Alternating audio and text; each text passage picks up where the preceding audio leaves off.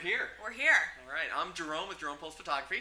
I'm Jessica with Apple Brides. And so today we are doing this because a lot of you probably just got engaged over the last couple months. Valentine's Day is kind of the end of the big proposal season. And you might be at the point where you're very excited, but there's going to be a point where you say, holy crap, I got a lot of planning to do now. Yeah. So we're here to kind of give you an overview of kind of timeline, what to look for vendors, when you should be booking certain vendors, and also some tips and tricks to keep everything going, because Jessica is also a wedding planner as well as being the editor of Apple Brides. Yes. And so she knows a lot about that. I like to think I do. We get a lot of questions from clients and people kind of wondering some of the same things, so we thought it would be good to sit down and go over where to start without being super overwhelmed. Perfect. Yeah. So, what's the biggest thing everybody needs to start with? I mean, everybody kind of goes over this idea of what they want their wedding to be, and then it gets lost in translation. Yeah. So the first thing that I tell my clients to have a discussion about is to figure out what their priorities are. And it's different for every couple. So figure out, when you envision your day, what does that look like and what's the most important to you?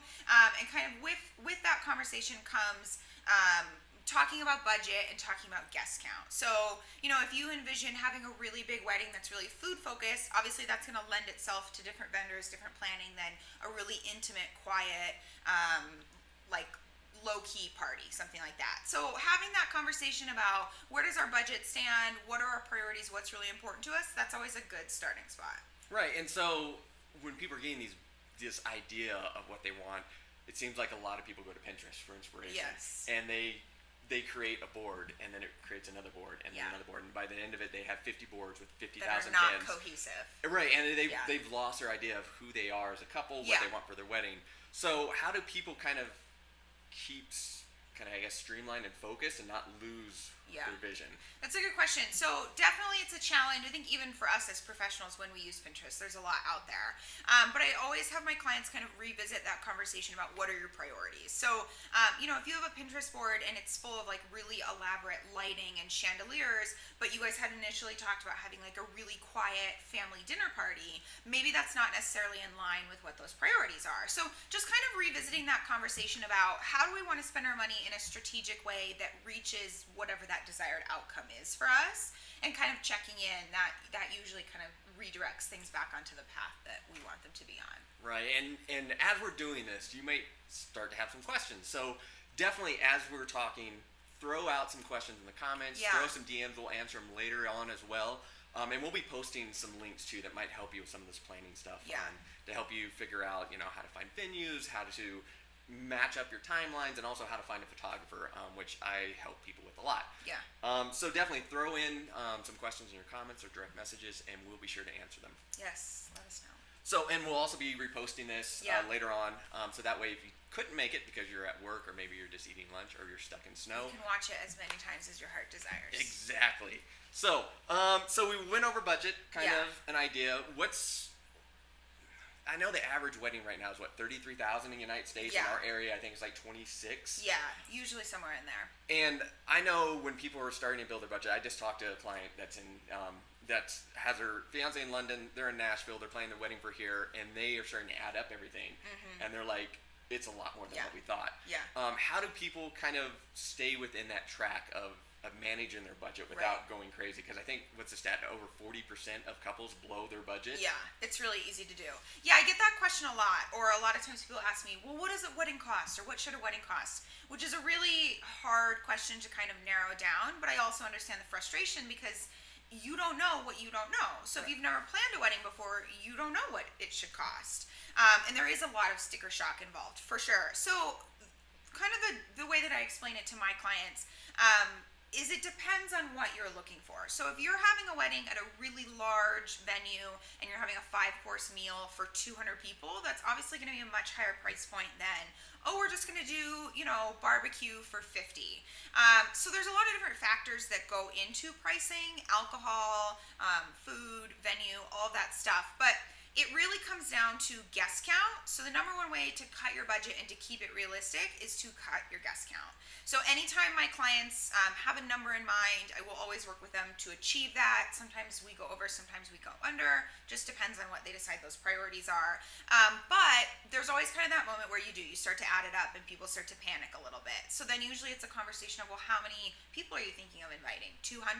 It's probably going to be difficult to stay in that $20,000 price range. So let's look at cutting your guest count. And I think we're seeing a trend toward people having smaller weddings for a multitude of reasons. But yeah, the number one way to cut your budget or to stay within budget is to cut your guest count. But there really isn't one like magic number as far as if you're getting married and you have 100 people, it should cost X. It really varies a lot, which I know is a very vague answer, but it's the truth. Well, and one thing that people as they start building their budget, they start looking at vendors and how to find them. And one thing that I hear repeatedly from people, especially people who maybe, I don't want to say skimp, but found more affordable options for certain vendors that they actually really valued, is I wish we would have spent more on this, whether it's a photographer, the caterer, the venue, whoever it is. Right. And so I know for photographers, there is a huge spectrum in this area. Totally. We have people that are shooting all-day weddings for $850. Yeah. And then we also have people that are shooting all-day weddings for $4,500, $6,000, whatever what their starting price is. So whenever I'm sitting down with couples and they're talking about photography, my main thing is to always say, look at reviews online. If you can find them on Wedding Wire, if not, Google My Business, Facebook, Yelp, Facebook. Look to see what the overall feel is and what people are talking about. Because a lot of times what you'll find out is if you have somebody that has 3 or 4 reviews and they're all 3 stars, that should be a red flag. If you can't find any reviews at all, that should be a red flag. If you find somebody with 50, 60 5-star reviews, there's obviously a trend there. People really value what they do. Look at the comments, make sure they kind of fit with you. So when you're pointing people, especially on Apple Brides, to vendors, what do you kind of give them insight for when they're booking them and why they're booking them and looking for them?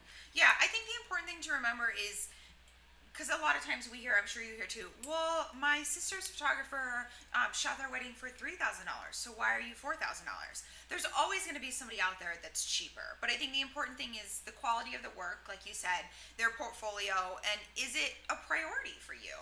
For me, when I got married, the number one most important thing was the pictures. That's what you have left in 30 years. So I really wanted to spend more on a great photographer, whereas like invitations weren't as important, or chargers versus China. So where can we cut back a little bit? So I think, again, revisiting that conversation about what are your priorities and finding somebody that fits in that price point. There's always going to be somebody that does it cheaper. If that's not a priority to you, then you move forward with that. But I think really revisiting that conversation of what do you envision, what do you look for, let's find somebody in that price point, because there's amazing people in every vendor category in every price point. So you can definitely find somebody great, but you do get what you pay for, and vendors are priced accordingly. So I think just it's like they say, don't try on a dress that's outside of your budget because you'll fall in love with it. If you're not going to pay $6,000 for a photographer, if you're looking in the $4,000 range, don't look at those portfolios that the photographer is in the $6,000 range. So just revisiting that conversation about budget and being realistic with what you expect for that price point. Right. And I can at least give a little bit more insight for photography, because that's what I do. One thing that people need to understand is when you're looking for your photographer, you need to find somebody whose style you really like, and there's also the approach, and those are 2 totally different things that most people don't consider. The approach that a photographer has is how they go about the day. Are they a traditional photographer where they're going to primarily shoot what most weddings have? They're not going for fine art, they're not going for emotion, they're going for people and place.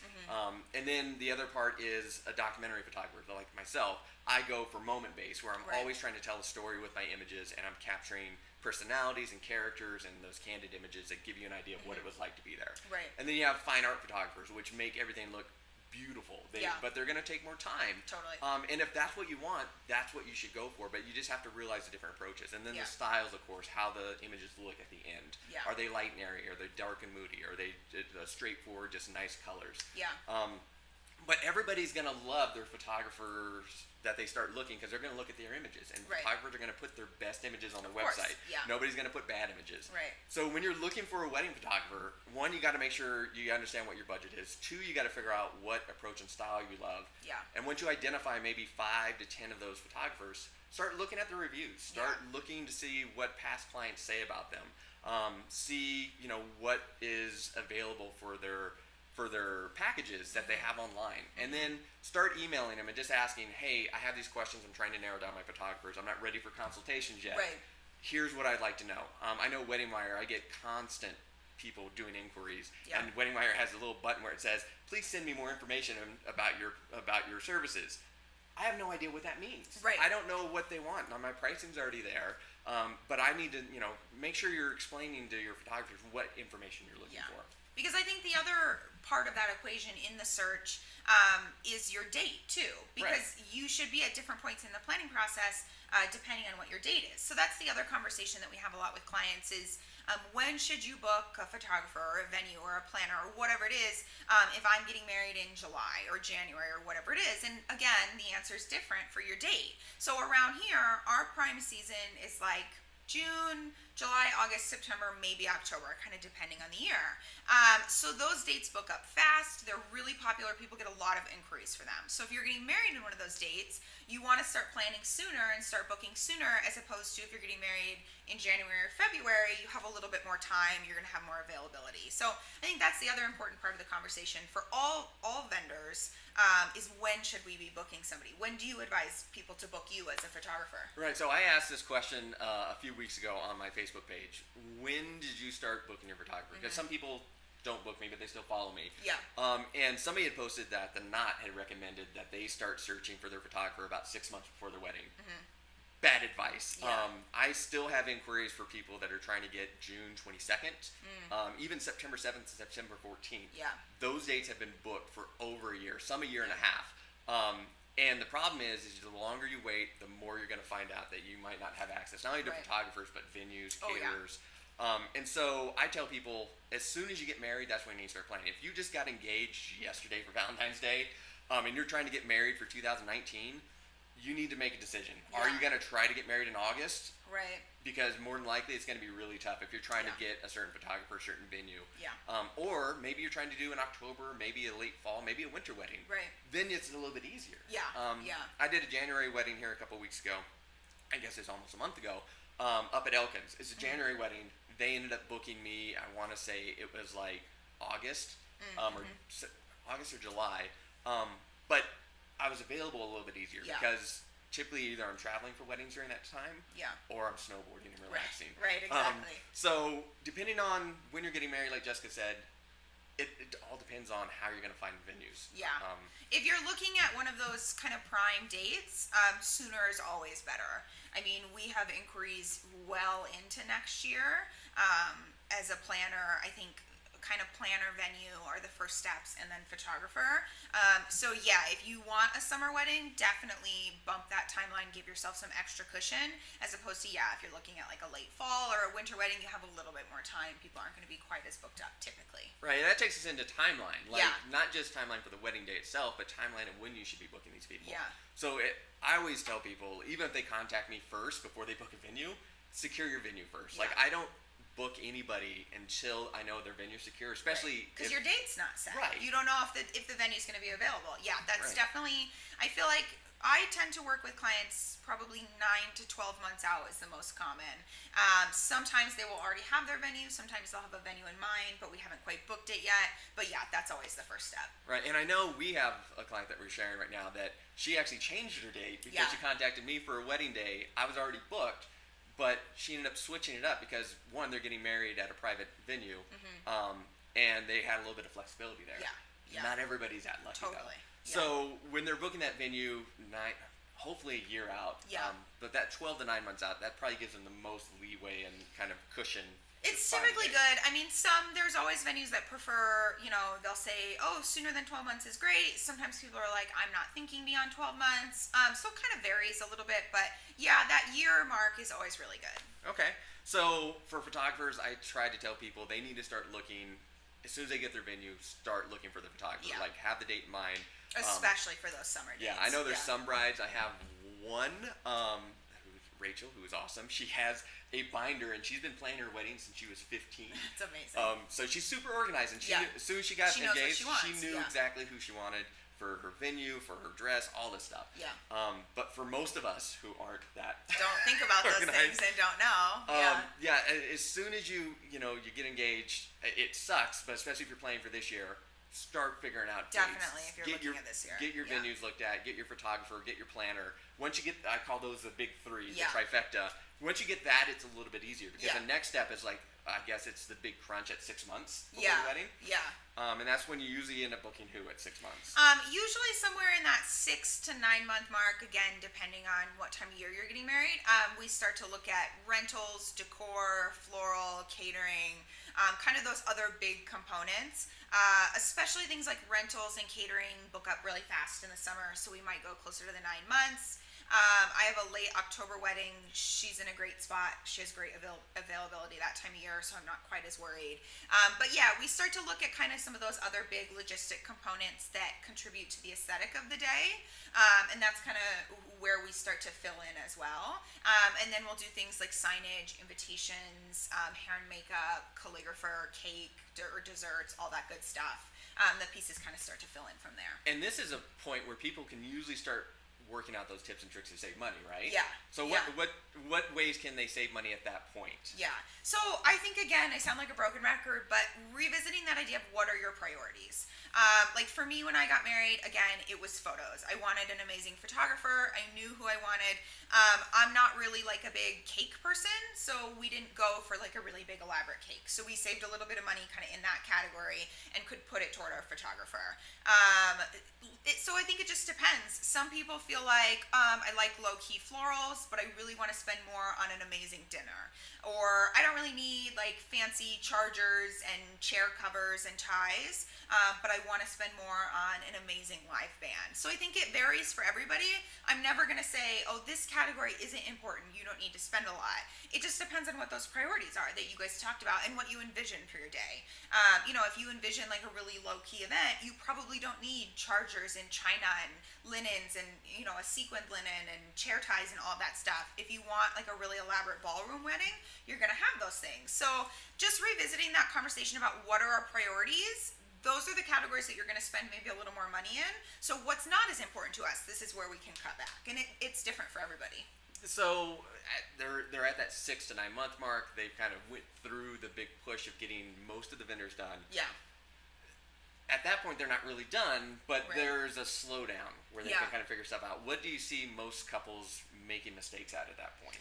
I think the nice advantage is when I work with clients, they have me to I've done this before, so we kind of keep it on track. But I think with clients that don't have a planner, you forget about like the logistical details. So a timeline for day of, who's delivering rentals when, what time are people coming in to set up? Do the tables and linens have to be set up before the florist can come in and set up? So kind of those logistical components that are not easy to figure out. That's the number one challenge for my clients is they're like, I don't know, I don't want to deal with it. That's why we hired you. And I'm like, great.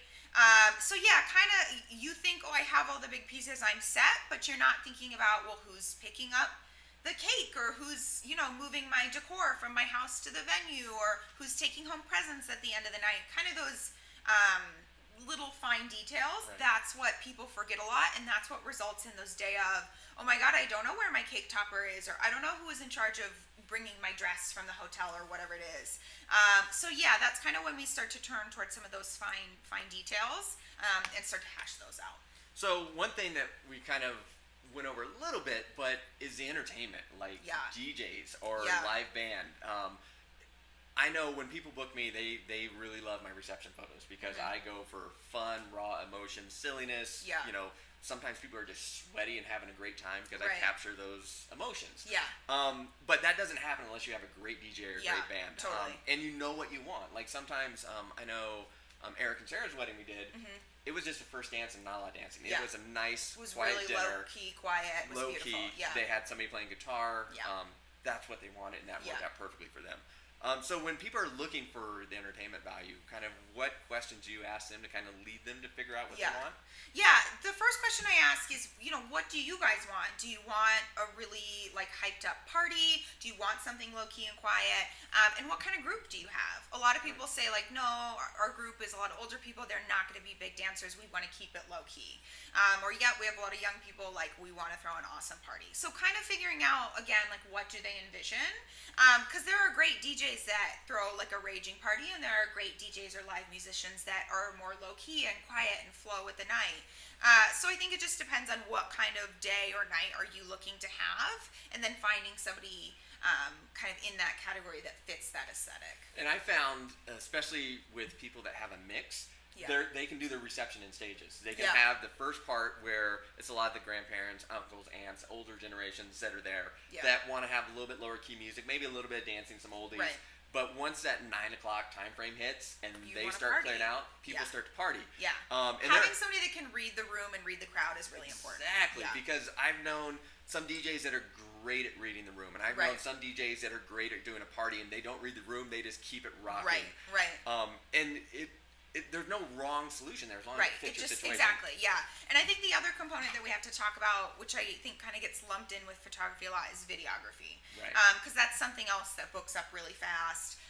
And is really a personal choice. There's so many videographers out there with like diverse styles. It really depends on what you're looking for. So I think that's something else to consider in terms of, do we want wedding video? Do we not? What kind of wedding video? In terms of that booking timeline too. Right. And I found that typically fine art photographers, they will work with a videographer that's more production based, where they're kind of making sure everything looks perfect and they're doing multiple sequences so they can have this amazing like Hollywood kind of production value like to it. Movie style, Exactly. Yeah. Whereas I work with some videographers, out there that do great documentary. They don't want to mess with anything. They're just here to capture moments like I am, and that's really important. You need to ask your photographer if you already booked your photographer, who do they recommend? Yeah, it's a great question to ask. Whichever one you started with, because a lot of times, they have somebody that they work with well, they mesh well, because it really does function in a lot of ways as a team on the day of. You guys are, similar concepts, catching all the moments, but doing different things. So definitely a good question to ask your photographer, ask your videographer, is there one of the other category that they like working with or that they would recommend? That's a great place to start your search. Right, and one thing that people forget about is most photographers are going to get you your images. Some will do it as soon as a couple weeks. Some will be like 3 to 4 months. The average is somewhere around 2 months. Where videography, the production value is so huge. Yeah. Typically, you're going to get maybe a teaser video. Some of them get them out pretty quick, within a month or two. But the full video, you're not going to get for 6 to 9 months, sometimes a year, because there's so much that they have to do. It's a lot of work that goes into it. Right. And so just keep that in mind when you're booking a videographer. Ask them those questions, what their turnaround time is. Yeah. Because it's a lot different than photography. Photography, we're color correcting images, we're retouching, and then we're exporting. Edit, storyboard, adjust sound, adjust titles. Yeah. I get a lot of clients that are like, I haven't seen my wedding video, and I'm like, well, that doesn't surprise me. Like, they have tons of weddings, and there's so much work that goes into creating a wedding video after the fact. That timeline is definitely different. So good to know going in. Definitely. And speaking of timeline, so we kind of covered the overall timeline of the planning. For the day of planning, though, timelines are huge. I do timelines at consultations, so I can give them an idea of what I need as far as time for portraits, what's important to them. If they don't have a lot of family, that's going to adjust the timeline for family photos. Are they going to do a first look, or are they going to do ceremony first sight? So making sure you're talking to your photographer, what they need, what's important to them, how long, because people are shocked sometimes. They just think, it's after the ceremony, we'll do all the photos, and then we'll be able to go into our reception 30 minutes later. Yeah. You got to do bride and groom photos, wedding party photos, family photos. That's a lot to fit in 30 minutes. Yeah. So make sure you're talking to that. I mean, average, I always tell clients, expect about 3 hours of the day to be dedicated just for portraits. Yeah. We usually don't spend 3 hours, but it's good to have cushion in a timeline. Yeah. Because without cushion, if you miss one milestone, the rest of it falls down like dominoes. I am a firm believer in a little more time than you anticipate than cutting it close, because once you cut it too close and miss that, then the whole day is off. So I accommodate for a lot of kind of cushion time in my timelines, because I'd much rather have somebody be like, we're done 15 minutes early, what do we do, than have me chasing after like, where's my bride and groom, we need to start the ceremony, they're still with the photographer. Right. Or a groomsman forgets his pants and you're pushed back 15 minutes for wedding party photos. Yeah. Yeah, I like to have a low stress day, so Yeah, I me too. planned like, okay, let's do an hour for bride and groom portraits, and if we get done in 30 minutes, Yeah. let's start wedding party portraits Right. early, or take a break, get something Yeah. to drink, relax, and then we'll Exactly. roll into the next part. If there's a point in the wedding day as a planner where like I'm standing around and like taking a breath and maybe even like eating something, I'm like, this is good. This is a great Yes. day. It's smooth. Yeah, definitely. Yeah, stress free is definitely one of the Exactly. key points I try to push during Yeah. my wedding planning. For sure. Right on. So we dived into most of this stuff. Yeah. If they're at 2-week mark right before the wedding, what should they be doing? What should they not be doing? Yeah, so as a planner, that's when I'm really finalizing details, reaching out to all the other vendors involved, confirming they have what they need, they have my information, they have the timeline, they're set to go on whatever date, confirming with bridal party, you know where you need to be at what time to get ready, etc. And then working with my clients to kind of work out, okay, did you craft something? Where are those? Where will they be day of? Did your mom make your guest book? Who's going to be responsible for bringing that? Or when can I pick it up? Or whatever it is. So really making sure, I know all of the details are in place. They're set. They're finalized.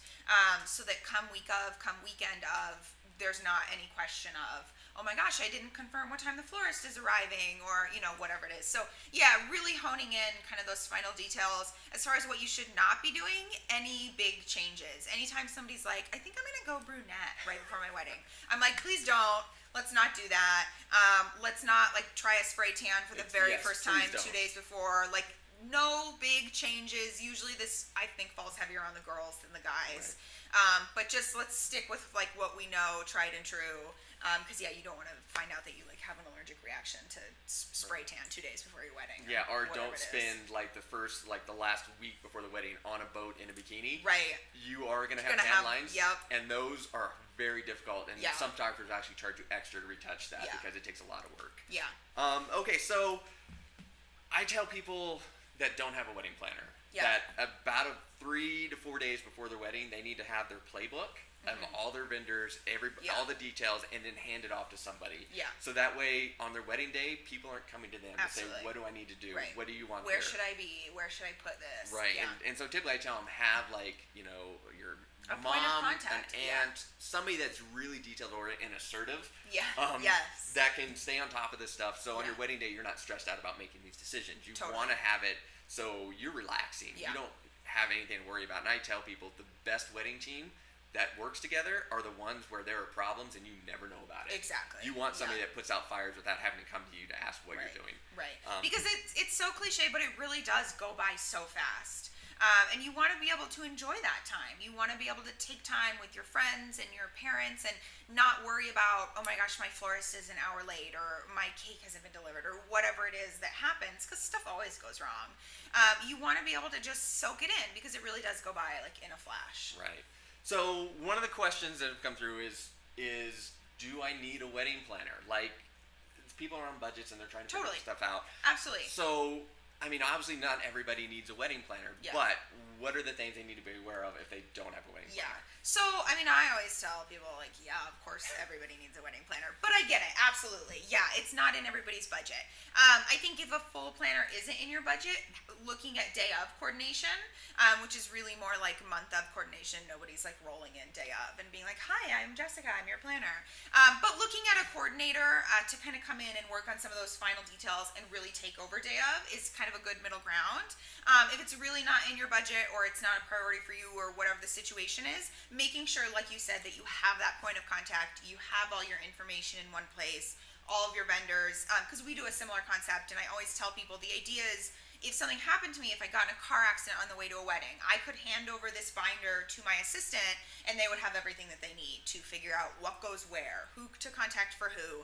So just making sure that you really have that person and somebody that's not going to get distracted and want to spend time with you your day of. So I think a lot of people are like, well, my maid of honor will do it. But your maid of honor should be there hanging out with you. So somebody that is important and is assertive and organized, but also isn't going to get caught up in all of their other responsibilities for the day and detract from those, and really making sure you have a good kind of day of contact within your family, friends, all that. So the big question that comes through is, why is photography so much? Yeah. I have this conversation at least 4 or 5 times a year Oh, doing I'm sure. consults. Yeah. And the thing is, photography isn't expensive unless you don't value it. Yeah. So when you're looking at photographers, the average in the local Coeur d'Alene, Spokane area is about $2,500 for a photographer. Yeah. That usually gets you anywhere from 6 to 8 hours of coverage. Some photographers offer files. Some photographers offer albums and files. So depending on what you want, that's what you need. And I've even heard it before. Do we need a professional photographer? Yes. No. Yes. No. I disagree. But yes. You don't. If you're questioning why you're spending so much on photography, and if you know that you're not going to hang anything on your wall, and you know that photos aren't very important to you, I mean, you can have somebody shoot photos for you. And it's kind of sacrilege that I'm saying that you don't need a professional photographer. But I will add a disclaimer. I think that's the number one thing that people regret, though. Exactly. Is that they didn't invest in photography. So, no, you don't need a professional photographer. You don't need anything. You don't need to have a wedding if you don't want to. But I do think as far as, like, what's the number one regret, it's people talk about they wish they'd invested more in photography. Exactly. Which is why I said yes, you do. Yeah. So, I mean, you need to ask those questions. You need to, I mean, I've heard it time and time before, it's not that important to me, it's not that important to me. And then they get their photos back and they go, these suck. It's suddenly important. And then it's important. So, if I mean, you better be 100% sure that it's not important to you. And if it isn't, then that's fine. Spend what you want. I mean, if you want a $12,000 Vera Wang dress and that's important to you, that's what you should be throwing money at. And more than likely, you're not going to think it's super expensive. You're going to think, I really want this. It was and worth I value it. Yeah, exactly. Right? Yeah. So, you know, photographers, they're everywhere across the board on pricing. Totally. What you need to be asking the big questions is what do I get for that? Like, what's the value? If you found a photographer, you love their photos, that's step number one. And there's so many photographers out there that there's so many photographers that people just take great photos. Yeah. But when you sit down, you need to be asking, what's the value in this? You know, do you retouch images? What retouching do you do? Right. How long are you there? How long do I have to wait? How long have you been in the business? Exactly. How many weddings do you do a year? Yeah. Because I really believe, and again, everybody's priorities are different, but my personal belief is in 10, 20, 30, 50 years from now, you have photos and video left. And you might not think it's important to you now, but I'm willing to bet come that point, come that anniversary, you'll wish you invested in it more. So yeah, absolutely. Everybody's priorities are different and you have to plan accordingly. But personally, I really think photos and video are so important because that's what's left. That's what you look back on. I don't remember what I was doing 10 years ago. I have photos for it on my camera roll. You know, whatever it is, I think that's definitely the number one regret that I hear from people, that they didn't invest more about it for whatever reason. And another question about photography is, what questions should I be asking my photographer? Yeah. And we kind of covered that. Totally. But one other thing you need to ask to see a recent wedding that's been delivered to a client. Yeah. Websites like Tinder, nobody's going to put a horrible profile picture up exactly. there. They're going to put their best work up there, and that's what you should be looking at. But that should be the first step. The next step would be, let me see a complete wedding gallery that's been delivered to a client that's recent. Yeah. Because you want to see, do they get lucky once or twice during the wedding day? Right. Or are they consistently good throughout the wedding day? And same goes for videography, too. Exactly. There's always, like, amazing films on a Facebook or somebody's website, but let me see something that you did maybe from this venue or this season, or, oh, I'm getting married in the winter. Can I see, have you done a winter wedding? Right. Yeah, definitely. And see the teaser videos as well as a complete video. Yeah. Because you want to know, is a teaser video going to be 5 minutes and your complete video is going to be 7 minutes? Right. Or are they going to actually put together like a whole sequence and capture the whole ceremony and put it together? And how is it delivered? Totally. Is it on DVD, which how many people have DVD players anymore? Right. Is it on a flash drive, which might be accessible in a year or two? Or do they put it where you can download it and then you can back it up somewhere? Yeah. Definitely important stuff. And what's the turnaround, the other stuff that you mentioned as well? Turnaround is key. Yeah. All right. Perfect. Anything else that we haven't covered? Are we good? I feel like we covered a lot of information. We'll definitely link some stuff in the comments to kind of follow up. One more question. What do we got? Okay, what do we got? So you guys received a question. Let me scroll down. It's Steve Torres behind the camera for us, by the way. He's an amazing film photographer. So look up Steve Torres Photography if you need him. So we received one question. I believe the name is Madre English 89. That's my mother-in-law. Hi, Nicole. What did she say? She wants to know the percentage of budget for food and drinks. Good question. So a lot of times people will talk about like 40 or 50% of your budget goes toward reception. But that's really broad, right? Like, what does that include? Are we talking about floral and decor? So I think it kind of depends too on what kind of drinks? Are you doing a full bar? Are you doing just beer and wine? Are you doing a signature cocktail? And what kind of food also? I kind of always hesitate to throw out percentages because I think if you say, well, 20% goes toward food, that means a lot different for a $20,000 budget versus a $70,000 budget. So I kind of don't work with percentages as much as I do guest count. So it really varies. So if you have a wedding of 200 or 300 people and you're getting married at Riverside Place or at the Coeur d'Alene Resort, you're going to be spending a good chunk of money. If you're looking at 50 or 75 people, it's going to be much less. So I kind of hesitate to throw out percentages, which again I know is like really vague. But because it just varies on what your overall budget is. I mean, if your budget is $30,000 for 200 people, and I say 20%, that's a substantial number. If you have a $100,000 wedding, that 20% looks really different too. So, and again, what are your priorities? Is it having a 5-course meal, or open is it bar. right, exactly, and an open bar, or is it no, we want to do it low key and just do beer and wine? So I think it really depends, but it all comes down to kind of that guest count and what you're serving. Yeah, which is vague, but Perfect. hi. That's so funny. Cool. Yeah. So we'll link some stuff in the comments to kind of follow up and recap. Anything else that you wanted to add? No, I think that's just about it. Okay. When these come up, we're going to be answering questions that come up in the comments on the repost. So definitely, if you're watching this and you have any questions, Throw it out there. throw it out there, direct message us, whatever you Yeah. need to do. But if you comment, that means more people will be able to see the answers because they'll probably have the same questions. Yeah. Slide into the DMs. Exactly. So, if you have anything else that you need to know, you can always look to Apple Brides. Yeah. They have great information, Thank great you. articles. And then you can also email your vendors. Yeah. Call them. Like, Totally. they enjoy answering questions because they love getting business. And if you're a perfect fit for them, why wouldn't you want to connect with them? Yeah. Totally. So reach out to people, ask questions, just find whatever you need. The keys are make sure you're staying on top of your wedding planning. Yeah. Make sure you're hitting those milestones and when you need to book stuff. And if you did just recently get engaged in the last couple of months and you're planning 2019 wedding, Get on it. get on it. Let's do it. Start contacting people Yeah. immediately. And it may be difficult. It's not impossible. Just make sure you stick to the timeline and know Yeah.